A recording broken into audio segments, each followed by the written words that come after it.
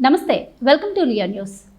కమ్మ సామాజిక వర్గం అంటే ఉన్నత సామాజిక వర్గం అని, వాళ్ళకి ఎలాంటి చేయూత అవసరం లేదని భావిస్తూ ఉంటారు. కానీ వాళ్ళల్లో కూడా వెనుకబడిన వాళ్ళు ఉన్నారు అని గుర్తించి వాళ్ళ సమస్యలను పరిష్కరించేందుకు, అలాగే ప్రపంచవ్యాప్తంగా ఉన్న తెలుగు వారిని అందరినీ ఏకం చేసేందుకు కమ్మ గ్లోబల్ ఫెడరేషన్ అనే సంస్థను శ్రీ జెట్టి కుసుమకుమార్ గారు స్థాపించారు. మరి ఆయన విద్యార్థి దశ నుంచే ఇలాంటి సేవా కార్యక్రమాలు చేస్తూ, అలాగే గత 18 సంవత్సరాలుగా కాంగ్రెస్ పార్టీలోనే ఉంటూ ఎనలేని కృషినైతే ఆ పార్టీకి అందించడం జరిగింది. మరి ఆయన ఈ సంస్థను స్థాపించడానికి గల కారణం ఏంటి, ఈ సంస్థ ద్వారా ఆయన ఏం చేయబోతున్నారు, అలాగే ఆయన పూర్తి రాజకీయ జీవితం గురించి, అలాగే ఫ్యూచర్ పాలిటిక్స్ గురించి కూడా మరిన్ని వివరాలు అయితే తెలుసుకునే ప్రయత్నం చేద్దాం. నమస్కారం సార్. నమస్తే అమ్మ.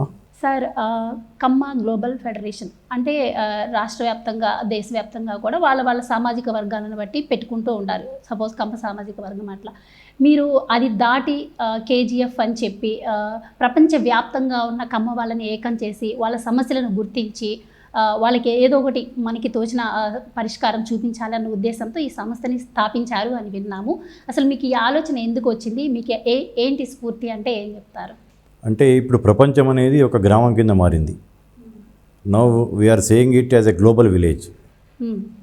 ప్రపంచం ఒక చిన్నగా అయిపోయి ఒక గ్రామం కింద మారటం, ప్లస్ మా వేరే సామాజిక వర్గాల కంటే కూడా మా సామాజిక వర్గం, కమ్మ సామాజిక వర్గం ప్రపంచవ్యాప్తంగా స్ప్రెడ్ అయిన సామాజిక వర్గం ఏదంటే ముఖ్యంగా సౌత్ ఇండియా నుంచి కమ్మ సామాజిక వర్గం. అంటే భారతదేశంలో కూడా కమ్మాస్ స్ప్రెడ్ అయినంతగా వేరే వాళ్ళు స్ప్రెడ్ కాలేదు. ఈ సందర్భంలో ఒక ప్రపంచ వేదిక అంటూ ఒకటి అవసరము అనేది భావించి దాదాపు 2,10,00,000 మంది ప్రపంచవ్యాప్తంగా కమ్మవారు ఉంటారు.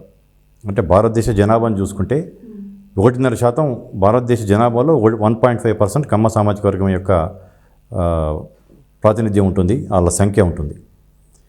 కమ్మాస్ అనగానే జనరల్గా ఉన్నత వర్గం, అన్నిట్లో అభివృద్ధి చెందిన వర్గం అని క్రీమ్ కనిపిస్తూ ఉంటుంది. ఆ క్రీమీ లేయరే కాకుండా కమ్మాస్లో కూడా చాలామంది ఇంకా వెనుకబడి ఉన్నారు, ఆర్థికంగా చాలా కింద స్థాయిలో ఉన్నారు. మధ్యతరగతి కావచ్చు, దిగమధ్య తరగతి వాళ్ళు కూడా చాలామంది ఉంటారు. వాళ్ళకి తోడ్పాటు అందించుకుంటూ, అంటే మేము చేసుకుంటూనే సమాజానికి చేయటం, మానవ సేవే మాధవ సేవ అంటారు. అలాగే మా వాళ్ళకి మేము అప్లిఫ్ట్ చేసుకుంటూ, మా వాళ్ళని మేము అభివృద్ధి చేయడంలో కనుక మేము పాటుపడితే సక్సెస్ అయితే సమాజానికి కూడా మేము చేసిన వాళ్ళం అవుతాం. ముఖ్యంగా దాంతో భాగంగా ఈ సామాజిక వర్గం సమాజానికి ఏం చేసింది, ఈ సమాజానికి మా యొక్క సామాజిక వర్గం వల్ల ఏమేమి మేలు జరిగినాయి అనేది కూడా చెప్పదలుచుకున్నాం ఈ యొక్క సమావేశం ద్వారా. గత ప్రభుత్వాలు ఆ పక్క రాష్ట్రంలో మొన్నటిదాకా ప్రత్యక్ష దాడులు, ఈ రాష్ట్రంలో అంతకుముందు 6 నెలల క్రితం దాకా పరోక్ష దాడులు జరిగినాయి మా మీద. అంటే అనవసరంగా నిష్కారణంగా కమ్మ సామాజిక వర్గం అంటే ఒక ఈర్ష్యా ద్వేషాలు వేరే సామాజిక వర్గాల్లో పెంచడానికి కొందరు ప్రయత్నం చేశారు, కొంతవరకు సఫలీకృతం కూడా అయ్యారు. ఈ సందర్భంలో మేమేం చేశాము సమాజానికి, మా వల్ల సమాజం జరిగిన మేళ్ళు అనేది మేము చెప్పగలిగినప్పుడు ఎఫెక్టివ్గా మా మీద గౌరవ భావాలు పెరుగుతాయి వేరే సామాజిక వర్గాలకు కూడా. ఎగ్జాంపుల్గా నాగార్జునసాగర్ డ్యామ్ కట్టించిన ముక్త్యాల రాజా గారు, వాసిరెడ్డి రామగోపాల మహేశ్వర ప్రసాద్ గారు, ఆయన 1952లో కృష్ణా జలాలు వృధాగా సముద్రంలోకి పోతున్నాయి, ఇక్కడ ఈ భూములన్నీ కూడా నీరు లేక పంటలు సరిగ్గా పండించలేకపోతున్నారు రైతులందరూ కూడా, ఈ నందికొండలు సహజ ప్రకృతి వనరులు ఉన్న నందికొండల మధ్యలో డ్యామ్ కట్టడం అంటే జరిగితే చాలా తక్కువ ఖర్చుతో బహుళార్థ సాధక ప్రాజెక్ట్ అవుతుంది అని చెప్పేసి ఆయన ప్రపోజల్ పెట్టి, ఎన్జి రంగా గారు, ఆయన కూడా రైతు బాంధవుడు, ఆయనని ఎంతమందినో రాజకీయంగా పైకి తెచ్చిన మహనీయుడు ఆయన. కందులోబులెడ్డి కావచ్చు, పెద్దిరెడ్డి తిమ్మారెడ్డి కావచ్చు, గౌతుల చెన్నారెడ్డి, రోసయ్య గారు, వీళ్ళందరూ కూడా మా సామాజిక వర్గం వాళ్ళు కాకపోయినా కానీ ఎవరికైనా అందరికీ రాజకీయంగా శిక్షణ తరగతులు ఇచ్చేసి పైకి తెచ్చిన రంగా గారిని ఆయనని అప్రోచ్ అయ్యి, ఆయన ద్వారా ఆ రోజు నీలం సంజీవ్ రెడ్డి ఆంధ్ర రాష్ట్ర ముఖ్యమంత్రి, ఆయన దగ్గరికి వెళ్తే ఇంత బహుళార్థ సాధక ప్రాజెక్టు కట్టడానికి మా దగ్గర నిధులు లేవు అని చెప్పి ఆయన అనటం జరిగింది. అప్పుడు ఆయన సొంత నిధుల నుంచి 52 లక్షల రూపాయలు ఆ ప్రాజెక్ట్ కోసం ఆయన డొనేట్ చేయడం జరిగింది 1952లో. ఆయన యొక్క వ్యవసాయ భూమి 5,000 ఎకరాలు కూడా ఆ ప్రాజెక్టులో మునిగిపోయే భూమి, తనే 5,000 ఎకరాలు తన భూమిని వదులుకున్నాడు. అంటే అది మహనీయుడు చేసిన, అది అంతే మామూలు సేవ కాదు. దానివల్ల ఈరోజు తెలంగాణలో Khammam, Nalgonda, part of Warangal, part of Mahabubnagar జిల్లాలో ఆ నాగార్జున సాగర్ డ్యామ్ వల్ల, ఆ లెఫ్ట్ బ్యాంక్ కెనాల్ వల్ల వారు సాగునీరు, తాగునీరు, విద్యుత్ కూడా పొందుతూ ఉన్నారు. అలాగే ఆంధ్రాలో చూసుకుంటే కృష్ణా, గుంటూరు, ప్రకాశం, ఈస్ట్ గోదావరి, వెస్ట్ గోదావరి ఇవన్నీ కూడా నాగార్జున సాగర్ డ్యామ్ వల్ల అభివృద్ధి చెందింది. అంటే అటువంటి ఘన చరిత్ర ఉన్న సామాజిక వర్గం మాది. మేము ఇది సమాజాని కోసం ఇది చేసాము, మాకు మేము చేసుకోవటము, మేము చాలా కుంచిత స్వభావం ఉన్న సామాజిక వర్గం కాదు, చాలా విశాల దృక్పథం ఉన్న సామాజిక వర్గం. ఎంతోమందికి ఎన్నో చేశాము. అయినా కానీ నిష్కారణంగా అన్యాయంగా మా సామాజిక వర్గాన్ని టార్గెట్ చేయటం, వీళ్ళేదో ఈ కమ్మవారంటే మీ అందరినీ లాక్కొని వీళ్ళే పైకి వెళ్ళిపోయారు అనేది ఒక ద్వేషాన్ని పెంచడానికి ప్రయత్నం చేస్తున్న దాన్ని మొగ్గులోనే తుంచాలి అనే దాని మీద ఈ ప్రపంచ వేదిక, ఈరోజు ప్రపంచం కూడా చాలా దగ్గరగా అయిపోయింది అనే దాని మీద ఈ కేజీఎఫ్ కమ్మ గ్లోబల్ ఫెడరేషన్ అనేది మేము స్థాపించడం జరిగింది. లైక్ మైండెడ్ ఒక 100-150 మంది మేధావులు, కొందరు ఉత్సాహంగా సామాజిక వర్గం కోసం పనిచేసే వాళ్ళందరం కలిసి ఒక నిర్ణయం చేసుకోవటం, దీన్ని ప్రపంచ వేదిక, ప్రపంచ స్థాయి సదస్సులు ఒకటికి చేయాల్సిన అవసరం ఉంది, it's need of the hour అనేది భావించి కేజీఎఫ్ స్థాపించడం జరిగింది. అనుకోకుండానే ఆ కేజీఎఫ్ అనేది ఒక వైబ్రెంట్ నేమ్ బయటికి రావటం వల్ల కూడా తొందరగా దీన్ని ప్రచారంలోకి వచ్చింది. దీంట్లో ఉన్న విధి విధానాలు కావచ్చు, ఈ 2 రోజుల సమావేశాల్లో మా యొక్క కులం యొక్క ప్రారంభం వ్యవసాయదారులం. మేము భూమిని నమ్ముకొని, భూమిని తల్లిగా భావించి, భూమిలో నుంచి పంట పండించి, బంగారాన్ని పండించి అందరికీ పెట్టిన అన్నదాతలు కమ్మవారు. కాబట్టి ఆ అగ్రికల్చర్ సెషన్ నుంచి తర్వాత మా వివిధ రంగాల్లో వ్యాపించారు. మీకు తెలుసు, సినీ ఫీల్డ్లో ఎంతమంది ఎన్టీ రామారావు, ఏఎన్ఆర్, శోభన్ బాబు, కృష్ణ లాంటి మహానటులు సినీ ఫీల్డ్ని శాసించారు. పత్రికా రంగంలో రామోజీరావు గారు కావచ్చు, రాధాకృష్ణ గారు కావచ్చు, ఎన్టీవీ కావచ్చు, టీవీ5 కావచ్చు, ఇటువంటి అన్ని టీవీ9, మహాన్యూస్, ఇటువంటి అన్నింటిలో కూడా మా వాళ్ళ ప్రమేయం ఉంది. మీడియా, సినీ ఫీల్డ్, పారిశ్రామిక రంగంలో, ఫార్మాలో అన్నిట్లో ఉన్నారు. ఇన్ ద సేమ్ టైం అటువంటి దాంట్లోనే కింద స్థాయిలో కూడా చాలామంది ఉన్నారు. వాళ్ళని ఎవరు గుర్తించట్లేదు. కాబట్టి నెక్స్ట్ 5 ఇయర్స్లో ప్రపంచంలో ఉన్న 2,10,00,000 కమ్మవారి డాటా సమాచారాన్ని మేము సేకరించే ఒక సంకల్పంతో మేము పనిచేస్తున్నాం. ఒకసారి సమాచారం అంటే వచ్చినాక విద్యార్థులకి ఏం అవసరాలు ఉన్నాయి, నిరుద్యోగులకు ఎటువంటి ఉద్యోగాలకి అవసరాలు ఏమిస్తాం, మా వాళ్ళు ఎవరు తోడ్పాటు అందిస్తారు, రైతులకు ఎలా తోడ్పాటు అందించాలి, ఇటువంటి రకరకాల దాంట్లో మీరు చూసుకుంటే కమ్మ సామాజిక వర్గం యొక్క వారి యొక్క నైపుణ్యాలు కావచ్చు, వారి యొక్క ఆలోచనలు, మనోభావాలు, వారి యొక్క అగ్రెసివ్ నేచరు, కష్టపడే తత్వం పోల్చాలనుకుంటే ప్రపంచ స్థాయిలో జ్యూస్ని పోల్చవచ్చు. జ్యూస్ని, కమ్మాస్ని చూసుకుంటే ఒక రక సిమిలారిటీ చాలా ఉంటాయి జ్యూస్కి, కమ్మాస్కి. మేము కూడా వాళ్ళలాగానే మా వాళ్ళందరినీ తీసుకుంటూ ఇన్ టర్న్ మాకు మేము సేవ చేసుకుంటూనే సమాజానికి మేము ఏం చేసామని చెప్తూ ముందు కూడా సమాజానికి మా ద్వారా ఏమి మేలు జరుగుతుంది అనేది కూడా చెప్పడానికి ముఖ్య ఉద్దేశం. దాన్నే మేము ఈ కేజీఎఫ్ స్థాపించి ప్రపంచ సదస్సు పెట్టడం జరుగుతుంది. So sir, coming to your political career, మీ తండ్రి గారు ఫ్రీడమ్ ఫైటర్ అని విన్నాము. మీరు విద్యార్థి దశ నుంచే రాజకీయాల్లో ఉన్నారని కూడా విన్నాము. సో దాదాపు 18 సంవత్సరాల నుంచి మీరు కాంగ్రెస్లోనే ఉన్నారు. 18 సంవత్సరం కాదమ్మా, 18వ వయసు నుంచి, 18 ఏళ్ల నుంచి, అంటే దాదాపు 37 సంవత్సరాలు, 36-37 సంవత్సరాల నుంచి రైట్. కానీ ఈ రోజుల్లో మనం రాజకీయాన్ని చూస్తే కనుక ఈరోజు ఈ పార్టీలో ఉంటే నెక్స్ట్ ఏ పార్టీలో ఉంటారో కూడా తెలియదు. అలాంటి రాజకీయాలు ఇప్పుడు నడుస్తూ ఉన్నాయి. మీరు ఇన్ని సంవత్సరాలుగా కాంగ్రెస్లోనే ఉంటూ మాజీ టీపీసీసీ వర్కింగ్ ప్రెసిడెంట్గా ఉన్నారు. అలాగే ప్రజెంట్ కాంగ్రెస్ కర్ణాటక అబ్జర్వర్గా కూడా ఉన్నారు. సో మీరు ఇప్పటికీ పార్టీ మారకుండా కాంగ్రెస్ని నమ్ముకొని ఉన్నారు. మీరు ఎలాంటి ఒడిదుడుకుల్ని ఎదుర్కొన్నారు, ఏం చెప్తారు మీరు దాన్ని? అంటే మాది ఇంతకుముందు మీరు చెప్పినట్టు మాది స్వాతంత్ర సమరయోధుల కుటుంబం. మా నాన్నగారు స్వతంత్ర సమరయోధుడు. క్విట్ ఇండియా ఉద్యమం టైంలో జట్టి నాగేశ్వరరావు గారు ఆయన జైలుకి వెళ్ళటం జరిగింది. మా మాతామహుడు అంటే తాత, తల్లిగారి తండ్రి సకుర్తి అంజయ్ గారు, ఆయన ఉప్పు సత్యాగ్రహం టైంలో జైలుకి వెళ్ళటం జరిగింది. అంటే మాది మొదటి నుంచి కాంగ్రెస్ పార్టీ 1885 డిసెంబర్ 28 నాడు కాంగ్రెస్ పార్టీ స్థాపిస్తే ఆ టైంలోనే మా ముత్తాత జట్టి అంకినుడు అనే ఆయన కాంగ్రెస్ పార్టీ సభ్యత్వం తీసుకోవడం జరిగింది. అంటే నేను 4వ తరం కాంగ్రెస్ వాడిని. ఎప్పుడు రాజకీయాల్లో డైరెక్ట్ ఎలక్షన్స్లో నిలబడే ఆసక్తి లేకపోయినా కాంగ్రెస్ పార్టీ అభిమానించున్నాం, కాంగ్రెస్ పార్టీ సిద్ధాంతాలు నచ్చున్నాం, కాంగ్రెస్ పార్టీని కొనసాగుతున్నాం. నేను కూడా విద్యార్థి, నేను రాజీవ్ గాంధీ గారి స్ఫూర్తితో నేను రాజకీయాల్లోకి వచ్చాను. నేను 87లో రాజకీయాల్లోకి రావడం జరిగింది ఎన్ఎస్వై విద్యార్థి నాయకుడిగా. ఆ తర్వాత యువన కాంగ్రెస్లో కావచ్చు, జాతీయ స్థాయిలో చాలా రాష్ట్రాల్లో పనిచేసి ఉన్నాను. తర్వాత మీరు అన్నట్టు వర్కింగ్ ప్రెసిడెంట్గా చేశాను. వర్కింగ్ ప్రెసిడెంట్ అనేది రాష్ట్రంలో 2వ అతిపెద్ద పార్టీలో అతిపెద్ద పోస్టు. అలా ఒకటే పార్టీ, ఒక సిద్ధాంతం నమ్మిన ఒక క్యారెక్టర్ ఉన్న కుటుంబం మాది. ఇటు అటు జంపులు చేయటం అనేది నేను ఒక పెద్ద నాయకుడు పేరు చెప్పడం బాగుండదు కానీ ఒక చాలా పెద్ద నాయకుడు బీజేపీ నుంచి నన్ను పిలవటం జరిగింది.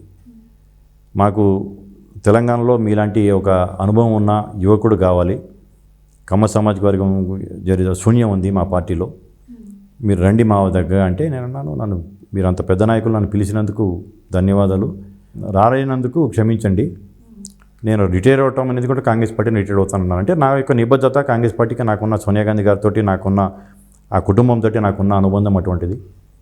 నేను వేరే ఆశించి కాదు, కాంగ్రెస్ పార్టీ ఒక ప్యాషన్ తోటి నేను పనిచేస్తా ఉన్నాను. రైట్ సార్, గతంలో కంటే సౌత్లో బీజేపీ బలం తగ్గింది, కాంగ్రెస్ బలం పెరిగింది. మనం చూసాం రాహుల్ గారి భారత్ జోడో యాత్ర, దాంట్లో మీరు ఎలా పార్టిసిపేట్ చేశారు, సో ఏం చెప్తారు దాని గురించి? అంటే బీజేపీ బలం తగ్గింది, కాంగ్రెస్ బలం పెరిగింది అనేది దాన్ని నేను ఏకీభవించనమ్మా. ఎందుకంటే బీజేపీ సౌత్ ఇండియాలో లేనే లేదు. మొన్న ఎలక్షన్స్లో కొద్దిగా ఓటు శాతం పెంచుకొని మొన్న కొద్దిగా పెరిగింది, కానీ కాంగ్రెస్ పార్టీ మొత్తం దేశం మొత్తం మీద ఉండేది సౌత్ ఇండియాలో చాలా బలంగా ఉన్నాం, ఇప్పుడు కూడా బలంగానే ఉంటాం. అక్కడ మా మిత్రపక్షం డిఎంకేతో కలిసి అక్కడ ప్రభుత్వంలో కూడా ఉన్నాము. మొన్న 39 ఎంపీల్లో మెజారిటీ ఎంపీస్ గెలవడం జరిగింది, అంతకుముందు కూడా అన్ని ఎంపీలకు మేమే గెలవడం జరిగింది. రాహుల్ గాంధీ గారి యొక్క Bharat Jodo Yatra it's a game changing యాత్ర. రాహుల్ గాంధీ గారి యొక్క క్యారెక్టర్ని అసాసినేట్ చేస్తూ ఆయన ఒక పప్పు అని చెప్పేసి ఆయనకు ఒక ముద్రేసి ఈయన ఏదో మొన్న కూడా మోడీ తన యొక్క సభలో చూడండి షహజాదా అంట మొదలుపెట్టాడు. ఉర్దూలో షహజాదా అంటే యువరాజు అని. ఆయన ఒక నాయకుడిగా బాగా గుర్తించకుండా ఒక యువరాజు అని, అంటే ఒక పెద్ద ఇందిరాగాంధీ గారు ఆ నెహ్రూ కుటుంబం నుంచి వచ్చిన కాబట్టి ఆయన దానికి రాజకీయంగా పైకి వచ్చాడు అనేది కాకుండా వ్యక్తిగతంగా రాహుల్ గాంధీ గారికి ఎటువంటి గొప్ప గుణాలు లేవు అని చూపించడానికి ప్రయత్నం చేశాడు. కానీ పప్పు సుద్ద అనే అతను, పప్పు అనే అతను కాశ్మీర్ నుంచి కన్యాకుమారి నుంచి కాశ్మీర్ దాకా 4000 కిలోమీటర్ల పాదయాత్ర అనేది ఎవరు కలలో కూడా ఊహించలేని అంత సాహస యాత్ర అది. అటువంటిది ప్రజల కష్ట సుఖాలు తెలుసుకుంటూ ప్రజలతో మమేకమై ప్రజలని యొక్క నాడి కనిపెట్టి వాళ్ళకి ఏ అవసరాలు ఉన్నాయో తెలుసుకోవడానికి కోసం ఆయన చేసిన పాదయాత్ర అది. దాంతో ఇప్పుడు కాంగ్రెస్ పార్టీకి ఇన్ని సీట్లు వచ్చి 240 సీట్లు మా యొక్క ఇండియా కూటమిలో భాగంగా రావటం అనేది, ఇంకొక 25 సీట్లు మాకు పెరిగి ఉంటే మోడీకి తగ్గి ఉంటే ఇప్పుడు వేరే రకంగా ఉండేది. ఫ్యూచర్ అనేది కాంగ్రెస్ పార్టీ ఇటువంటి అధికారం అనేది కొత్త కాదు కాంగ్రెస్ పార్టీకి. భారతదేశాన్ని స్వాతంత్రం సంపాదించిన పార్టీ, తర్వాత 50 ఏళ్ళు ఏకఛత్రాధిపత్యంగా భారతదేశాన్ని పాలించిన పార్టీ, గుండు సూది కూడా తయారు కానీ ఒక దేశం నుంచి ఈరోజు శ్రీహరికోట లాంటి దాంట్లో రాకెట్లు తయారు చేసేసి ఉపగ్రహాలు పంపిస్తున్నారు అంటే అది నెహ్రూ గారి యొక్క ముందు చూపు, ఆయన యొక్క దూరదృష్టి వల్ల జరిగిన సంఘటనలే. కానీ ఈరోజు వచ్చిన మోడీ గారు వచ్చేసేసి తనే ఏదో చేశాను, తనే కంప్యూటర్లు తెచ్చాను అంటే మీకు గుర్తుందో లేదో, రాజీవ్ గాంధీ గారు ప్రధానమంత్రిగా ఉన్న టైంలో మొట్టమొదటిసారి భారతదేశానికి కంప్యూటర్స్ తీసుకొని రావడం జరిగింది. అప్పుడు కమ్యూనిస్టులు ఇప్పుడున్నంత కాకుండా బలంగా ఉండేవాళ్ళు, కమ్యూనిస్టులు కాంగ్రెస్కి వ్యతిరేకంగానే ఉండేవారు, వేరే పార్టీ లేదు అప్పుడు అంత బలంగా. బీజేపీకి 2 సీట్లే ఉండేవి. ఆ టైంలో దాదాపు 30-40 సీట్లు ఎంపీలు కమ్యూనిస్టుల నుంచి వచ్చాయి, త్రిపుర, బెంగాల్, కేరళ నుంచి. మొత్తం కంప్యూటర్లే అన్ని పనులు చేసేస్తే నిరుద్యోగ సమస్య పెరుగుతుంది భారతదేశంలో. 100 కోట్ల మంది భారతీయులు, అప్పుడు 100 కోట్లు మన జనాభా, ఇప్పుడు 150 కోట్ల దగ్గరికి వచ్చింది. కానీ 100 కోట్ల మంది భారతీయులు, ఇంతమంది మానవ వనరులు ఉన్నాయి కాబట్టి ఈ దేశానికి కంప్యూటర్స్ అనేది అవసరం లేదు అని చెప్పేసి కమ్యూనిస్టులు రోడ్డు మీదకి వచ్చి ధర్నాలు చేయడం జరిగింది. ఈరోజు భారతదేశం ఐటీ సెక్టర్లో ప్రపంచంతో పోటీ పడుతుంది. అమెరికా తర్వాత భారతదేశమే అన్నింటిలో ఉంది, రాకెట్ సైన్స్లో కావచ్చు. ఇవన్నీ కూడా కారణం ఏంటంటే కాంగ్రెస్ వేసిన బీజాలు. రాజీవ్ గాంధీ గారి యొక్క ముందు చూపు వల్ల జరుగుతున్న కథ ఇదంతా. ఇప్పుడు ఈ డెవలప్మెంట్ అంతా ఇప్పుడు మోడీ వచ్చి ఏదో ప్రచారం చేసుకుంటున్నాడు. కానీ రాహుల్ గాంధీ గారు భారత్ జోడో యాత్రతో చాలా పరిణితి చెందాడు. ఇప్పుడు ప్రతిపక్ష నాయకుడిగా కూడా మీరు చూడండి ఎంత హుందాగా ప్రవర్తిస్తున్నాడు ఆయన. 29 డెఫినెట్లీ కాంగ్రెస్ పార్టీదే రాహుల్ గాంధీ ప్రధానమంత్రి కావడం ఖాయం. రైట్ సార్, ఇప్పుడు మీరు అలాగే ఇప్పుడు ముఖ్యమంత్రి రేవంత్ రెడ్డి గారు ఇద్దరు కూడా టీపీసీసీ వర్కింగ్ ప్రెసిడెంట్గా చేశారు. మరి ఇప్పుడు ఆయన ముఖ్యమంత్రి అయ్యారు, మీకు ఏ పదవి దక్కలేదు. కానీ కాంగ్రెస్ అంటేనే సీనియర్ల కుమ్ములాట్లు ఎక్కువ ఉంటాయి అంటారు. ఈ రోజుల్లో పదవి కోసమే రాజకీయాలు చేసేవాళ్ళు ఉన్నారు, కానీ స్వార్థం లేకుండా రాజకీయాలు చేసేవాళ్ళు ఎవరూ లేరు. సో మీకు ఎప్పుడూ అనిపించలేదా మీరు ఇంతగా కాంగ్రెస్ అంటే ఆప్యాయత చూపించడం ఏం చెప్తారు? అంటే రేవంత్ రెడ్డి గారు నేను ఇద్దరం ఒక వర్కింగ్ ప్రెసిడెంట్స్ ఒకటేసారి చేసాం. ఉత్తమ్ కుమార్ రెడ్డి గారు ప్రెసిడెంట్ ఉన్నప్పుడు నేను రేవంత్ రెడ్డి గారు ఒకటేసారి వర్కింగ్ ప్రెసిడెంట్ చేసాము. ఆ తర్వాత సెకండ్ టర్మ్ వర్కింగ్ ప్రెసిడెంట్ నేనే వద్దనుకొని జాతీయ రాజకీయాల మీద నాకు ఆసక్తి ఉండటం వల్ల నేను ఢిల్లీ ఏఐసీసీకి వెళ్ళటం జరిగింది. అంటే నేను ప్రత్యక్ష ఎలక్షన్స్లో నిలబడి ఆసక్తి లేనివాడిని కాబట్టి, ఒకవేళ ప్రత్యక్ష ఎలక్షన్స్లో నేను నిలబడి నేను కూడా ఎమ్మెల్యే గెలిచి ఉంటే ఇప్పుడు మంత్రివర్గంలో ఖాయంగా మంత్రివర్గంలో ఉండేవాడిని. కాబట్టి నాకు ఎటువంటి చింత లేదు. నాకు ఆర్గనైజేషన్లోనే నా passion, working in the organization, party యొక్క యంత్రాంగాల్లో పనిచేయడం నాకు ఇష్టం. బట్ నాకు ఇంకా ఎప్పుడో ఏదో ఒకటి అవకాశం వస్తుంది. డెఫినెట్లీ వచ్చే రోజు చాలా పెద్ద అవకాశమే ఉంటుంది నాకు. నాకున్న సీనియారిటీకి కానీ, నాకున్న క్యారెక్టర్కి కానీ, నాకున్న ఇమేజ్కి కానీ నాకు డెఫినెట్లీ బ్రైట్ ఫ్యూచర్ ఉంటుందని నేను అనుకుంటున్నాను. రైట్. ఇక్కడ ఏపీ పాలిటిక్స్ విషయానికి వస్తే మీకు అవగాహన ఉండే ఉంటుంది. మీరు కూడా రాజకీయ రంగంలో ఉన్నారు కాబట్టి. సో అక్కడ మీరన్నట్టు కమ్మవారి గురించి మాట్లాడాం కాబట్టి ఆ ప్రోగ్రామ్ అది కాబట్టి అడగాల్సి వస్తుంది. అక్కడ కూడా కమ్మవారు చాలా అంటే వారే లక్ష్యంగా కూడా దాడులు జరగడం కావచ్చు చాలా చూసాము. మరి అక్కడ ఈవెన్ చంద్రబాబు నాయుడు గారి విషయానికి వస్తే ఆయన్ని జైల్లో పెట్టడం, హింసించడం చాలా చూసాం. సో ఆ టైంలో మీరు అంటే రాజకీయాలకు అతీతంగా ఒక కమ్మ పర్సన్గా మీరు ఎలా ఫీల్ అయ్యారు అంటే ఏం చెప్తారు? అంటే చంద్రబాబు నాయుడు గారి అరెస్ట్ అనేది చాలా అన్యాయం. అది చంద్రబాబు నాయుడు గారు ఒక కమ్మ సామాజిక వర్గం నాయకుడి కింద చూడకూడదు. ఆయన జాతీయ నాయకుడు. లేట్ 90స్లో 95, 96, 98 ఆ టైంలో భారతదేశ ప్రధానమంత్రిని చేసిన నాయకుడు ఆయన. ఒక ఉపరాష్ట్రపతి కృష్ణకాంత్ని ఉపరాష్ట్రపతి చంద్రబాబు నాయుడు గారు చెప్పడంతో కృష్ణకాంత్ గారు ఉపరాష్ట్రపతి అవడం జరిగింది. అబ్దుల్ కలాం గారు రాష్ట్రపతి కారణం చంద్రబాబు నాయుడు గారు. అటువంటి గొప్ప నాయకుడు ఆయన ఆ రోజు కావాలనుకుంటే ప్రధానమంత్రి ఏమిండేవాడు. ప్రధానమంత్రి అయిపోయి చిన్న వయసులో తర్వాత మళ్ళీ ఇంకోటి చిన్నది చేయలేను కాబట్టి ఆయన ప్రధానమంత్రి వద్దనుకున్నాడు. రాష్ట్ర రాజకీయాలే ఆంధ్రప్రదేశ్ని అభివృద్ధి చేద్దామని అనుకుని ఇక్కడ ఉండటం జరిగింది. పార్టీలు వేరే పార్టీ, నేను ఎప్పుడు ఏ పార్టీ కాదు. అయితే 2018 ఎలక్షన్స్లో తెలంగాణలో టీడీపీ కాంగ్రెస్ పొత్తు పెట్టుకోవడం జరిగింది. అప్పుడు మేమిద్దరం కలిసి ప్రచారం చేయడం కూడా జరిగింది. సహజంగానే బాధపడ్డాం. అంత గొప్ప నాయకుడికి ఇటువంటి అవమానాలు, ఇటువంటి పెట్టి కేసుల మీద తీసుకెళ్ళి చేయడం అనేది అన్యాయంగా మేము కూడా అనుకున్నాం. నేను కూడా మీడియాలో ఖండించడం జరిగింది. దానివల్ల జగన్కి ఇప్పుడు ఇంత పతనము కారణం చంద్రబాబు నాయుడు గారి మీద దాడులు కావచ్చు, ఆయన వ్యక్తిగతంగా వాళ్ళ ఎమ్మెల్యేలు ఆయనని కించపరచడం కావచ్చు, ఆయనని కన్నీరు తెప్పించడం కావచ్చు, ఇవన్నీ కూడా ప్రజలు చూస్తున్నారు. కాబట్టి ఈ అహంకారాన్ని, నిరకుశత్వాన్ని ప్రజలు ఎప్పుడు హర్షించరు. కాబట్టి జగన్కి ఇప్పుడు ఈ స్థాయి జరగడం కారణం అతను చేసిన అడుగులు, అతను వేసిన అడుగులు, అతను చేసిన పనులే అని చెప్పేసి అనుకుంటాను. రైట్. అక్కడ చంద్రబాబు టార్గెట్గా జగన్ గారు చేశారు. కానీ ఇక్కడ చూస్తే రేవంత్ రెడ్డి టార్గెట్గా కేసీఆర్ గారు ఏం చేశారో మనందరికీ తెలిసిన విషయం. ఏన్ని అరెస్ట్ చేయటం, జైల్లో పెట్టడం, ఇవన్నీ కూడా మనం చూసాము. అయితే ఇప్పుడున్న పాలిటిక్స్లో కేటీఆర్ గారు ఏం మాట్లాడుతున్నారు అంటే కాంగ్రెస్ బీజేపీ రెండు ఒక్కటే అని మాట్లాడుతున్నారు. సో ఏం చెప్తారు మీరు ఈ మాటలు? అంటే అతని అవగాహన రాహిత్యమా, అహంకారమా అనేది మీరే నిర్ణయించాలి. చూసే మీ ప్రేక్షకులు, లియో ఛానల్ ప్రేక్షకులే నిర్ణయించాలి, వీక్షకులు నిర్ణయించాలి. అసలు కాంగ్రెస్ పార్టీ సిద్ధాంతాలకి బీజేపీ సిద్ధాంతాలకి పొంతనే లేదు. బీజేపీ పుట్టిందే కాంగ్రెస్ పార్టీ వ్యతిరేక భావజాలంతో. మేము ఫైట్ చేసేది బీజేపీతో. మేమే మతతత్వ party, మాదేమో secular party.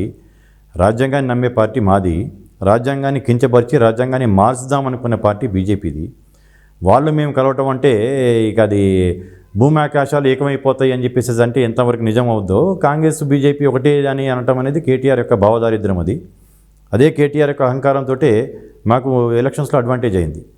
Chandrababu Naidu గారు అరెస్ట్ అయిన తర్వాత స్వచ్ఛందంగా ఈ సాఫ్ట్వేర్ ఎంప్లాయీస్, కమ్మాస్ అని అనట్లేదు, అన్ని వర్గాల ప్రజలందరూ కూడా బయటికి వచ్చి ఆయన యొక్క అరెస్ట్ని ఖండించి నిరసన వ్యక్తం చేస్తూ, శాంతియుతంగా నిరసన వ్యక్తం చేస్తూ ఉంటే, ఆ రాష్ట్ర పంచాయతీ ఈ రాష్ట్రంలో ఎందుకు, మీరు వెళ్ళి రాజమండ్రిలో చేసుకోండి అని చెప్పి అని ఒక అహంకారంతో అతను మాట్లాడిన మాట వల్ల కొన్ని లక్షల ఓట్లు అతనికి దూరం అయిపోయినాయి. అతన్ని వ్యతిరేకించేశారు వాళ్ళందరూ కూడా. హైదరాబాదులో మాకు సరే మేము సీట్లు గెలవకపోయినా కానీ 6% ఉన్న మా ఓట్ బ్యాంకు మొన్న ఎలక్షన్స్లో 28% వచ్చింది.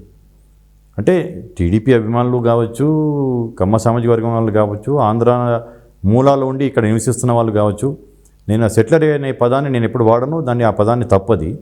సెటిలర్స్ అనే అతను కాదు, ఆంధ్ర మూలాలు ఉండి ఇక్కడ నివసిస్తున్న వాళ్ళు అనాలి. ఆంధ్ర వాళ్ళని సెటిలర్స్ అంటాం ఏంటి? ఇక్కడ ఉన్న తమిళనాడు వాళ్ళని కావచ్చు, పంజాబీ వాళ్ళని కావచ్చు, కేరళ వాళ్ళని కానీ సెటిలర్ అనరు. ఓన్లీ ఆంధ్ర వాళ్ళని సెటిలర్ అంటాం అనేది ఆంధ్ర వాళ్ళని కించపరచడం మీద నేను భావిస్తాను. కేటీఆర్ చేసిన అహంకారంతో ఇప్పుడు వాళ్ళు ఆ స్థాయి ఉంది. ఇంకా ఈ 4 ఏళ్లలో ఆ పార్టీ యొక్క ఉనికి కోల్పోతారు వాళ్ళు. ఇప్పుడు కాంగ్రెస్ పార్టీ నేను చెప్తే గర్వంగా చెప్పగలం, మా పార్టీ చిరంజీవి లాంటిదని. 1885లో పుట్టి 139 సంవత్సరాలు అయింది. ఇంకా ఇంత ఇదిగా ఉంటే మా పార్టీ పుట్టిన తర్వాత ప్రపంచంలో ఎన్నో రాజకీయ పార్టీలు ఆవిర్భవించడం జరిగింది, అంతరించడం కూడా జరిగింది. కాంగ్రెస్ పార్టీకి అంత బలమైన పునాదులు, ఒక సిద్ధాంతం ఉంది. స్వాతంత్రం తెచ్చిన పార్టీ భారతదేశానికి. మహాత్మా గాంధీ లాంటి వాళ్ళ లెగసీ ఉంది మాకు. వాళ్ళ ఆశీర్వాదాలు మా ఎమ్మట ఉన్నాయి. కాబట్టి మాకు వీళ్ళకి అసలు పోలిక లేదు. రైట్. అంటే గతంలో కన్నా కాంగ్రెస్ ఈసారి దేశవ్యాప్తంగా కూడా బాగా పుంజుకున్న పరిస్థితుల్లో మనం చూస్తున్నాం. దీని ఎఫెక్ట్ అంటే భారత జోడో యాత్ర ఎఫెక్ట్ చాలా బాగా పడినట్టు కూడా కనిపిస్తూ ఉంది. సో మీరు కూడా జాతీయ స్థాయి రాజకీయాల్లోకి వెళ్ళడానికి ఇంట్రెస్ట్ ఉంది అని చెప్తున్నారు. సో మీ సేవలు ఎలా ఉండబోతున్నాయి? అంటే నేను జాతీయ రాజకీయాలు ఉండడానికి ఇంట్రెస్ట్ చూపడం ఆల్రెడీ నేను జాతీయ రాజకీయాల్లో ఉన్నాను. నేను ఏఐసీసీలో ఉన్నాను, గుజరాత్ ఇన్ఛార్జిగా పనిచేశాను, ఇప్పుడు కర్ణాటక ఇన్ఛార్జిగా ఉన్నాను. ఆల్రెడీ నేను ఐఎమ్ ఇంటూ నేషనల్ పాలిటిక్స్, ఏఐసీసీలో ఉన్నాను.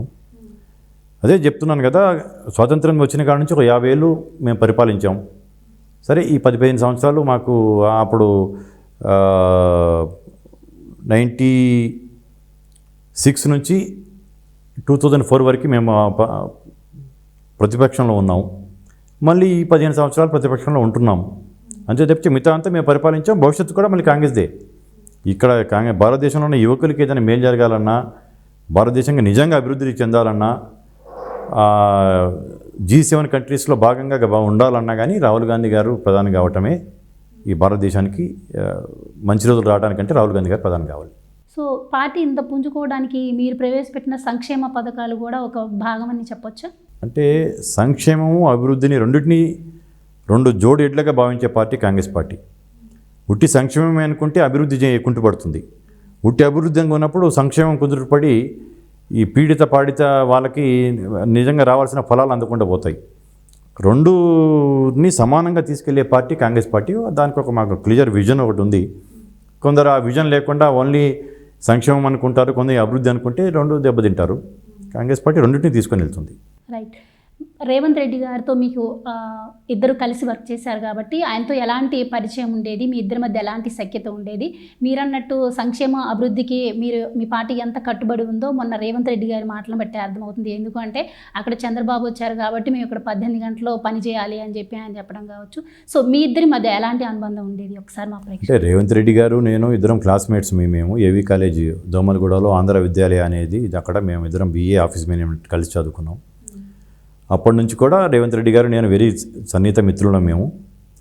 అలాగే కాకుండా ఆయన టీడీపీలో రాజకీయాల్లోకి వచ్చాడు. చాలా లేట్గా రాజకీయాల్లోకి వచ్చినా కానీ చాలా ఫాస్ట్గా ఎదిగాడు ఆయన. నేను 87 నుంచి రాజకీయాల్లో ఉంటే ఆయన 2005లో రాజకీయాల్లోకి రావడం జరిగింది. ఇండిపెండెంట్గా జెడ్పీటీసీ గెలిచాడు, ఇండిపెండెంట్గా ఎమ్మెల్సీ గెలిచి టీడీపీలో జాయిన్ అయ్యాడు. అంటే తనకు ఒక విజన్, ఒక గోల్ ఉన్న మనిషి. ఏదో అధికార పక్షంకి అనుకూలంగా అధికార పక్షంలో చేరదామని అనుకోలేదు. తను ఎమ్మెల్సీగా ఇండిపెండెంట్గా గెలిచి కూడా ఆ రోజు నాతో ఉన్న సన్నిహితంతో కాంగ్రెస్ పార్టీలో వచ్చి చేరొచ్చు. మేము కూడా ఆయనను ఆహ్వానించాం.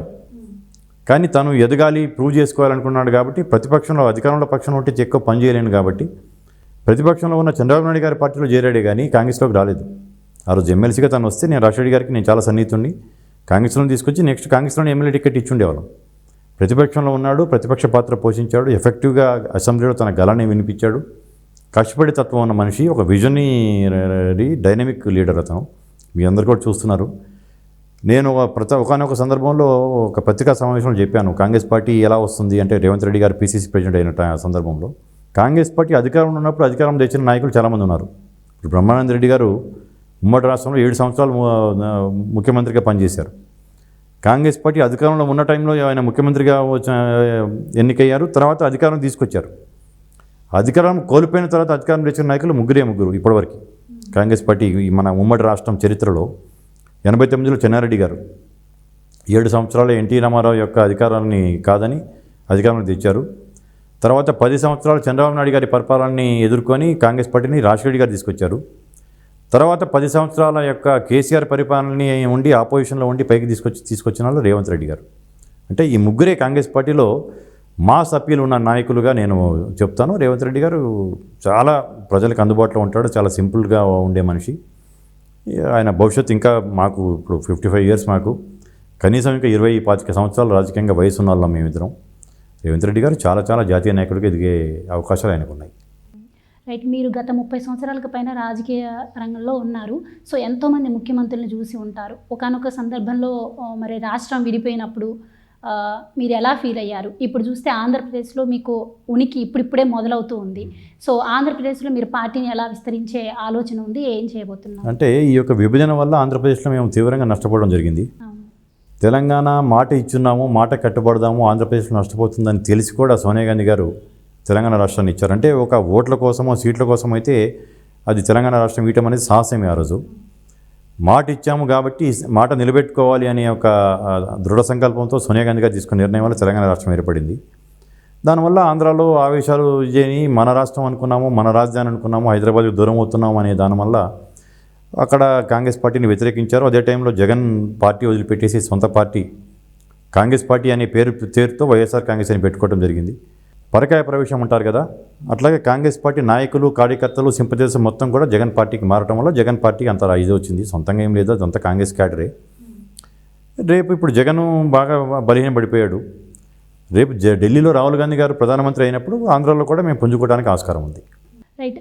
ఒకప్పుడు ఆంధ్ర రాష్ట్రం విడిపోయినప్పుడు మీరు కేసీఆర్ గారు మీతో ఉండేవాళ్ళు. అప్పుడు సోనియా గాంధీతో ఆయనకున్న అనుబంధం, మరి రాష్ట్రం విడిపోయాక ఆయన ముఖ్యమంత్రి అయ్యాక మీతో వచ్చిన గ్యాపు, మరి ఆంధ్రప్రదేశ్లో చూసుకుంటే మాట తప్పను మడమ తిప్పను అని చెప్పి ఆయన కూడా అమరావతి రాజధాని అని చెప్పి ఆ తర్వాత మాట మార్చిన పరిస్థితులు. సో మీరు ఇన్ని సంవత్సరాల కాలంలో ఎలాంటి ముఖ్యమంత్రులు రాజకీయ జీవితంలో చాలా చూసి ఉంటారు, ఇలాంటి రాజకీయాలు మీకు ఎలా అనిపించాయి? అంటే కేసీఆర్ గురించి చెప్పాలంటే అంది జుట్టు అందకపోతే కాళ్ళు పట్టుకునే వ్యక్తి అతను. మమ్మల్ని ముఖ్యంగా కమ్మ సామాజిక వర్గాన్ని కూడా మా ఇంటి పేర్లతో దూషించాడు. లగడపాటి, రాయపాటి, దగ్గుపాటి అని చెప్పేసి ఇంటి పేర్లు పెట్టేసేసి మమ్మల్ని తిట్టాడు. ఆ తర్వాత స్వర్గీయ రామోజీరావు గారు మొన్నే ఆయన చనిపోవటం బాధాకరం. ఆయన ఫిలిం సిటీకి వెళ్ళేసి చేతులు కట్టుకొని ఆయన దగ్గర చాలా వినయంగా ఆయన దగ్గర ఉండి తర్వాత వచ్చేసి ఆంధ్ర వాళ్ళ కాళ్ళలో ముళ్ళు దిగితే పంటితో తీస్తానని చెప్పేసి మాట్లాడడం జరిగింది. అంటే అవకాశవాది రాజకీయ నాయకుడు. కాంగ్రెస్ పార్టీ కనుక తెలంగాణ ఇస్తే కాంగ్రెస్ పార్టీలో తన పార్టీని విలీనం చేస్తానని చెప్పేసి సోనియా గాంధీ గారికి మాట ఇచ్చి పబ్లిక్గా మాట్లాడి రాష్ట్రం పార్లమెంట్లో బిల్లు పాస్ కాగానే నేను విలీనం చేయను అని చెప్పేసి ఎదురు తిరిగాడు. అటువంటి అవకాశ రాజకీయాలు చేసేవాళ్ళు ఈ సభ్య సమాజంలో రాజకీయాలు ఉండటం అనేది దురదృష్టకరం. ఇక పక్క రాష్ట్రంలో జగన్ గురించి నేను చెప్పాల్సింది ఏముంది, ఇప్పుడు ప్రజలే ఆయనకు చెప్పించారు. రైట్. ఆంధ్ర విషయానికి వచ్చినట్టయితే అక్కడ మీ ఓటు బ్యాంకు మొత్తం ఇప్పుడు వైఎస్ఆర్ పార్టీకి వెళ్ళిపోయింది. సో మీరు ఇప్పుడిప్పుడే అక్కడ పుంజుకోవడం జరుగుతోంది. మరి ఫ్యూచర్ కార్యాచరణ మీరు ఎలా ఉండబోతుంది? అంటే అదే అంటున్నాను, ఇప్పుడు ఎక్కడైతే 2 కంటే ఎక్కువ ప్రాంతీయ పార్టీలు ఉన్నాయో అక్కడ కాంగ్రెస్ పార్టీ బలహీనపడుతూ వచ్చింది. ఇప్పుడు జగన్ పార్టీ అనేది కనుక అతని పార్టీని నిలబెట్టుకోలేకపోతే definitely next time Congress party 29లో కాంగ్రెస్ పార్టీ ఓటు శాతం పెంచుకుంటుంది. 29లో కాకపోయినా 34కైనా కాంగ్రెస్ పార్టీ ఆంధ్రాలో కూడా అధికారంలోకి వస్తుందని చెప్పేసి నేను నమ్ముతా ఉన్నాను. సో మీరు అన్నట్టు ఆంధ్రప్రదేశ్లో కూడా కమ్మవారిని టార్గెట్గా చాలా చేయటం జరుగుతోంది. అంటే గతంలో కరోనా వచ్చినప్పుడు కూడా భారత్ బయోటెక్ వాళ్ళు ఒక వ్యాక్సిన్ తీసుకొస్తే ఇది కూడా కరోనా వ్యాక్సిన్ కాదు, కమ్మ వ్యాక్సిన్ అని ప్రచారం చేయటం జరిగింది. సో మీరు ఆ టైంలో ఎలా ఫీల్ అయ్యారు? అంటే ఒక మందుని ప్రపంచం అందరూ భయపడుతూ అందరం తలుపులు వేసుకొని కిటికీలు వేసుకొని గాలి వస్తే కూడా ఎక్కడ చచ్చిపోతాము అని ఉన్న టైంలో ఆయన ఎంతో సాహసించి ఏదైనా వ్యాక్సిన్ తయారు చేయటం అనేది దానికి కొన్ని కోట్ల రూపాయలు, 100 కోట్ల రూపాయలు ఖర్చు అవుతాయి ట్రయల్స్ మీద, వాటి మీద. ఆ వ్యాక్సిన్ తయారయ్యే టైంకి ఆ వ్యాధి కనుక పోయిందనుకోండి, వ్యాక్సిన్ తయారు చేసిన డబ్బులు కూడా రావు, వాళ్ళకి నష్టపోతారు. అటువంటిది సాహసించి ఆ భారత్ బయోటెక్ సంస్థ ప్రపంచానికి ఎంతో ధైర్యం ఇచ్చేటట్టుగా వ్యాక్సిన్ తీసుకొచ్చి ముందే వ్యాక్సిన్ వస్తుంది అనేది ముఖ్యంగా ధైర్యం ఇచ్చాడు ఆయన. కృష్ణ ఎల్లా గారు కానీ, సుచిత్ర ఎల్లా గారు కానీ భారత్ బయోటెక్ వ్యాక్సిన్ రాబోతుంది అనేది, అంటే మనకి ఏమీ ఆధారమే లేకుండా మునిగిపోతామేమో అని కాకుండా ఎవరో ఆధారం దొరుకుతుందంటే ఒక రకంగా మనిషికి ధైర్యం వచ్చేసేసి కొంచెం ఎదురు చూడటం జరుగుతుంది. అటువంటి మనోధైర్యం కల్పించేసి వ్యాక్సిన్ తీసుకొచ్చేసి ప్రజలకు అందరికీ తీసుకొచ్చి ఎంతో లక్షల కోట్ల మందిని, 100 కోట్ల మందిని కాపాడాడు. దాన్ని కూడా కరోనా వ్యాక్సిన్ కాదు కమ్మ వ్యాక్సిన్ అనటం అనేది కూడా వారి యొక్క భావదారిద్రానికి, వారి యొక్క అహంకారానికి. కమరావతి అని, అమరావతి అనేది, అమరావతిలో కమ్మ శాతం ఎంత ఉంటుందండి? మహా అయితే 10% కూడా ఉండరు. ఈ భూములు ఇచ్చిన 37,000 ఎకరాలు ఇచ్చిన భూములు ఇచ్చిన వాళ్ళు రైతులు కూడా కమ్మవారి భూములు ఎన్ని ఉంటాయి దాంట్లో? మహా అయితే ఒక 10,000 ఎకరాలు కూడా ఉండవు. 5,000 ఎకరాల కంటే ఎక్కువ ఉండవు దాంట్లో. నాకు పర్ఫెక్ట్గా దాని డాటా తెలియదు, కానీ దాన్ని కూడా మాది సామాజిక వర్గాన్ని పెట్టుకుని, అంటే నేను ఇప్పుడు మీ కేజీఎఫ్ స్థాపించడానికి కారణం కూడా ఇటువంటి దాడులు ఎదుర్కొంటుంటే మేము సమాజానికి మేము చేసాము అన్నప్పుడు వాళ్ళు చేసిన ఇటువంటి విష ప్రచారాలకి ప్రజలే తిప్పికొడతారు రేపొద్దున మేము చేసేదాన్ని. కాబట్టి మేము కేజీఎఫ్ ద్వారా సమాజానికి కమ్మవారు చేసిన మేలేంటి అని చెప్పుకుంటూ ముందు కూడా ఏం చేస్తాము చెప్పుకుంటే మాలో మేము సంఘటితమై ఏకమై చేసుకుంటే ఇటువంటి దాడులు జరగవు అనేది నా యొక్క భావన. ఇంకోటి కూడా చెప్తాను, పేరు చెప్పడం బాగుండదు. ఇటువంటి ప్రపంచ స్థాయిలో ఇంత విస్తరించి ఉన్న సామాజిక వర్గం ఇది అనేది కనుక ఒక 5-6 ఏళ్ల క్రితం కనుక మేము పెట్టుంటే మా సామాజిక వర్గం చెందిన గొప్ప నాయకుడు రాష్ట్రపతి అయి ఉండేవాడు. ఆయనను ఎందుకు రాష్ట్రపతి చేయలేదు? ఒక దళితుడిని చేయటం ఎందుకంటే దళితుల్లో ఒక మెసేజ్ వెళ్తుంది, దళితుల్లో ఒక పాజిటివ్ సంకేతాలు వస్తాయి, మాకు పార్టీకి మేలు జరుగుతుందని చెప్పేసి ఆయన చేయటం జరిగింది. అదే ఇటువంటి బలమైన సామాజిక వర్గము అని చెప్పేసి మా సామాజిక వర్గం యొక్క బలం కనుక తెలుసుంటే ఢిల్లీలో అధికారంలో ఉన్న వాళ్ళకి మా సామాజిక వర్గం చెందిన నాయకుడు అన్ని అర్హతలు ఉన్న నాయకుడు రాష్ట్రపతి అయి ఉండేవాడు. ఇటువంటి రాజకీయంగా కావచ్చు, వ్యాపార రంగంగా కావచ్చు, అన్ని రంగాల్లో మా వాళ్ళని పైకి తీసుకురావడానికి ఈ యొక్క కేజీఎఫ్. మీరు అన్నట్టు అప్పుడు రాష్ట్రపతిగా ఒక వ్యక్తిని అనుకుంటున్న టైంలో అందరూ ఆశ్చర్యపడే విధంగా కూడా వేరే వ్యక్తిని మీరు చెప్పినట్టు నియమించడం అయితే జరిగింది. సో అలాగే ఇంకొక విషయానికి వస్తే శ్రీ ముళ్ళపూరి హరిచంద్ర ప్రసాద్ గారు, ఆయన గురించి మీరేం చెప్తారు? అంటే ఇప్పుడు పరిశ్రమకి నేనైతే ముత్యాల రాజా గారి గురించి చెప్పాను, అట్లాగే పరిశ్రమలలో చెప్పాలనుకుంటే కూడా ముళ్ళపూడి హరిచంద్ర ప్రసాద్ గారిని, కేసీపీ దత్తు గారి గురించి చెప్పుకోవాలి. నాట్ ఓన్లీ పరిశ్రమలే కాకుండా ఆయన ఇక్కడ హైదరాబాద్ పబ్లిక్ స్కూల్ అని చాలా ఫేమస్ ఇన్స్టిట్యూషన్ అది. హెచ్పిఎస్ ఒకప్పుడు హెచ్పిఎస్లో స్టూడెంట్ అంటే కూడా దాని నుంచి ఐఏఎస్లు ఐపీఎస్లు ఎంతోమంది ఇదయ్యారు. ఉన్నత స్థానంలో ఉన్న వాళ్ళు ముఖ్యమంత్రుల పిల్లలు కావచ్చు, మంత్రుల పిల్లలు కావచ్చు, పెద్ద పెద్ద వ్యాపారస్తుల పిల్లలు కూడా హెచ్పిఎస్లో చదివితే చాలు మా పిల్లల భవిష్యత్తు బాగుంటుందని అనుకున్నారు. అటువంటి హైదరాబాద్ పబ్లిక్ స్కూల్ని కూడా స్థాపించి ఆంధ్ర షుగర్స్ అని చెప్పేసి చేసుకొని చేసిన ఆయన ముళ్ళపూడి హరిచంద్ర ప్రసాద్ గారు కావచ్చు, కేసీబీ షుగర్స్ చేసిన దత్తు గారు కావచ్చు, ఇట్లా ఎంతోమంది చెప్పుకుంటూ పోతే ఇంతకుముందు ఏదో ఒక ఛానల్ వాళ్ళు అడిగారు, మీరు ఎవరెవరిని పిలుస్తున్నారు, ఎవరెవరిని చేసుకుంటారు అంటే ఒక 500 మంది పేర్లు చెప్పాలి. చెప్తే 4-5 పేర్లు చెప్తే మిగతా వాళ్ళని మేము అవమానించినట్టు అవుతుంది. మా దాంట్లో ఉన్నత స్థానంలో ఉన్న వాళ్ళు చాలామంది ఉన్నారు, ఇన్ ద సేమ్ టైం దిగువ మధ్య తరగతిలో కూడా ఉన్నారు. కాబట్టి వీళ్ళని మనం చేయడానికి ఒక బ్రిడ్జ్ కింద ఈ కేజీఎఫ్ ఏర్పడుతుంది. కమ్మవారి గురించి ఎవరైనా సరే ఒక చెడుగా మాట్లాడాలంటే 1-2 సార్లు ఆలోచించుకునే పరిస్థితి కల్పించడమే ఈ యొక్క కేజీఎఫ్ లక్ష్యాల్లో ఒక లక్ష్యం. 20-21 తేదీల్లో ఉండబోతుంది ఈ సమావేశం అని విన్నాం. సో ఈ సమావేశానికి మరి ముఖ్యులుగా ఎవరిని మీరు పిలుస్తున్నారు, అంటే ఇన్విటేషన్ ఎవరికి ఇచ్చారు? సో వీళ్ళందరినీ ఎలా గ్యాదర్ చేస్తారు మీరు? వాళ్ళకి ఎలాంటి హెల్ప్ చేయడం అంటే మొదట మీరు ఎలాంటి ఇది ప్రత్యేక ఆహ్వానం మేరకు పిలుస్తున్నాం. మేము పిలుస్తుంది 1200 నుంచి 1500 మంది వరకే. మా యొక్క సంఖ్య చెప్పాను నేను, 2,10,00,000 మంది ఉంటారని. అంటే 0.001%నే మేము పిలుస్తున్నాం. ఎవరైతే కమ్మ అభిమానంగా ఉండి కమ్మ కులానికి అభిమానించి మన అనే అభిమానం ఉన్న వాళ్ళు ఈ యొక్క సొసైటీలో ఉన్నత స్థానంలో ఉండి రేపొద్దున ఎవరికైనా అవసరాలు ఉంటే వాళ్ళకి చేదోడు వాదోడుగా ఇచ్చే అవకాశం ఉన్న వాళ్ళని, వివిధ రంగాల్లో నిష్ణాతుల్ని, ఎమినెంట్ పర్సనాలిటీస్ని మేము పిలవడం జరుగుతుంది. అన్ని దేశాల నుంచి, ఆంధ్ర, కర్ణాటక, తెలంగాణ, తమిళనాడు నుంచి, ఢిల్లీ నుంచి, గుజరాత్, ఒడిస్సా, అన్ని రాష్ట్రాల నుంచి కూడా వస్తున్నారు. కాబట్టి కొన్ని పేర్లు చెప్పడం అంటూ జరిగితే అందరి పేర్లు చెప్పాల్సి వస్తుంది. కాబట్టి అంతా ప్రముఖులు అందరూ వస్తున్నారు అని ఇన్విటేషన్ మేరకే. ఇది ఎవరు పడితే వాళ్ళందరికీ ఆహ్వానం ఉన్నది కాదు. ప్రత్యేకంగా మా ఆహ్వానం మేరకు మేము పిలుచుకున్న వాళ్ళని మేము పిలుచుకుంటున్నాం, మేము రమ్మనే వాళ్ళని. రైట్. మీరు జాతీయ రాజకీయాల్లో ఉన్నానని చెప్తున్నారు. రాహుల్ గాంధీ గారితో మీ సఖ్యత ఎలా ఉంది? చాలా సన్నిహిత సంబంధాలు ఉన్నాయి. ఆయన మీరు కలవడం జరిగిందా? నిరంతరం కలుస్తూనే ఉంటాను రాహుల్ గాంధీ గారిని. ఢిల్లీ వెళ్ళినప్పుడు కలుస్తుంటాము. సోనియా గాంధీ గారిని కూడా ఇప్పుడే కాదు, సోనియా గాంధీ గారు రాజకీయాల్లో రానప్పుడు కూడా ఆమె నాకు అపాయింట్మెంట్ ఇచ్చి పిలిచి నాతో మాట్లాడుతూ ఉండేది. ఆ కుటుంబంతో చాలా సన్నిహిత సంబంధాలు ఉన్నాయి నాకు. మీ ఫ్యూచర్ ప్లాన్స్ ఏంటి? అంటే ఫ్యూచర్ ప్లాన్స్ అనేది ఇక పార్టీ విల్ డిసైడ్ ఉంటుంది. ఏదో ఒక ప్లాన్ లేకుండా అయితే ఉండదు, ఏదో గోల్ లేకుండా అయితే ఉండదు. Party will decide. ఓకే. అంటే ఇప్పుడు ఈ కేజీఎఫ్ అనేది ఇప్పుడు స్టార్ట్ చేశారు, దీని కార్యాచరణ ఎలా ఉంటుంది? అంటే దీంతో ఇంకా ముందుకెళ్ళే అవకాశం ఏమైనా ఉంటుంది? చాలా ముందుకు తీసుకెళ్తామమ్మా. కేజీఎఫ్ చాప్టర్స్ ఏర్పాటు చేసుకుంటాము.